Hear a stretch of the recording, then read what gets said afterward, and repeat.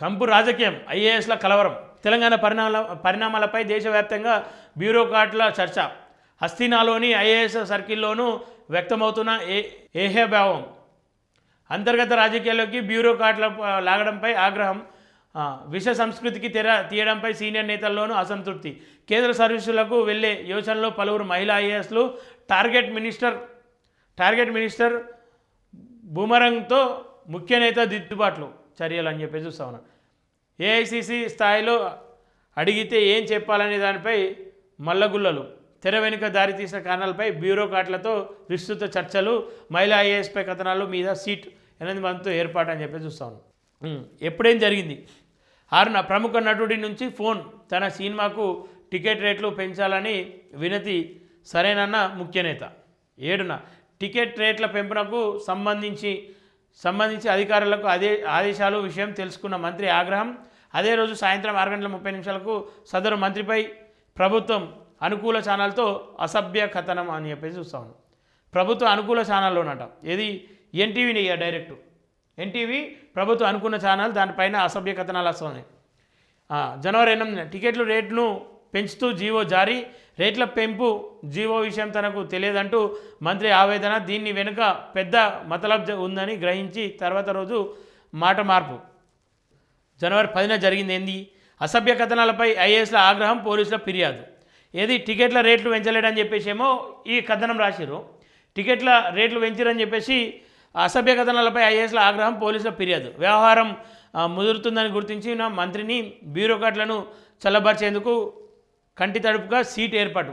అంటే ఈ సీట్ ఏర్పాటు కంటి తడుపుగానే ఉంది. ఇందులో డెప్త్గా అయితే వెళ్ళరని చెప్పేసి అయితే నమస్తే తెలంగాణ రాసినటువంటి వార్త.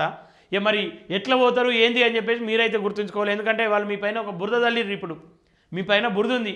ఆ సీట్ విచారణలో సరైన ఆధారాలు బయటపడతాయి అని చెప్పేసి తెలుసుకోవాల్సిన బాధ్యత మీ పైనే ఉంది. రైతు బంధు ఢిల్లీలోనే కాదు దేశవ్యాప్తంగా ఓ విప్లవాత్మక సంకేతాన్ని బాటలు వేసిన పథకం. కాళేశ్వరం ప్రాజెక్టును దేశ సాగునీటి చరిత్రలోనే ఒక పాఠంగా నిలిచింది. విజయగాథ అని చెప్పేసి. ఇవి తెలంగాణ రాష్ట్రం అనగానే నీటి దాకా దేశ రాజధాని హస్తినాలో పాటు ఇతర రాష్ట్రాల్లోనూ జరుగుతున్న చర్చనీయ అంశాలని చెప్పేసి చూస్తా ఉన్నాం. మరి ఇప్పుడు రాజకీయాలకు బలవుతున్న బ్యూరోక్రాట్లు, రాజకీయంగా ఒకరికి చెక్ పెట్టేందుకు బలిపశువుగా మారిన ఐఏఎస్, క్షుద్ర రాజకీయాల మధ్య మహిళా ఐఏఎస్ల మనోవేదన అని చెప్పేసి ఇది ఇక్కడ హస్తిన ఐఏఎస్ సర్కిళ్ళు, రాష్ట్రాల్లోని బ్యూరోక్రాట్ల మధ్య జరుగుతున్న చర్చ. ఇవన్నీ వాళ్ళ మధ్యలో జరుగుతున్న చర్చలు, వీళ్ళ మధ్య జరుగుతున్నాయి తెలియదు. కానీ పోరాడి సాధించి తెచ్చుకున్న తెలంగాణను అంటిన మచ్చ.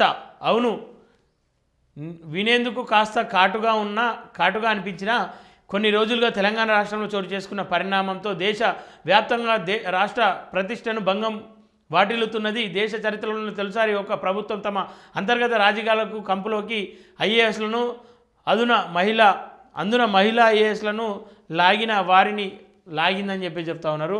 మరి ఏది వాస్తవం ఏది అవాస్తవం పక్కన పెడితే రేవంత్ రెడ్డి చేయించినని చెప్పేసి ఆ వార్త అవునన్నా కాదన్నా రేవంత్ రెడ్డి చేయించినని చెప్పేసి ఆ వార్తలో క్లియర్గా ఉంది. మరి నిజంగానే రేవంత్ రెడ్డి చేయిస్తే ఎందుకు సీట్ ఏర్పాటు చేసిందంటే దానికి కప్పిపుచ్చుకునే ప్రయత్నం అని చెప్పేసి చెప్తా ఉన్నాడు. ఇక ఈ సీట్ ఏం తెలిసి చెప్తుంది, నిజంగానే వాస్తవాలను బయటకు పెడుతుందా లేదా అనేది అయితే కొంత వేచి చూడాలి. ఎందుకంటే ప్రస్తుతం అయితే ఇది వార్తలు.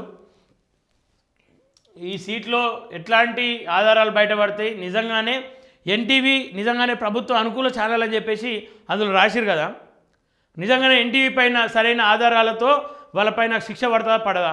ఒకటి, ఎన్టీవీ సమయం అడగగానే 10 రోజులు సమయం ఇచ్చినటువంటి ఈ అధికారులు ఎందుకని చెప్పేసి డిజిటల్ మీడియాకు సమయం ఇస్తలే, ఎందుకని చెప్పేసి సిగ్నల్ టీవీ అయినను యాజమాన్యాన్ని ఎందుకు తీసుకువెళ్ళాలన్న ప్రయత్నం చేస్తూ ఉన్నారు. ఖచ్చితంగా సిగ్నల్ టీవీ ఇవన్నీ కూడా ప్రజల పక్షాన మాట్లాడేవే కదా.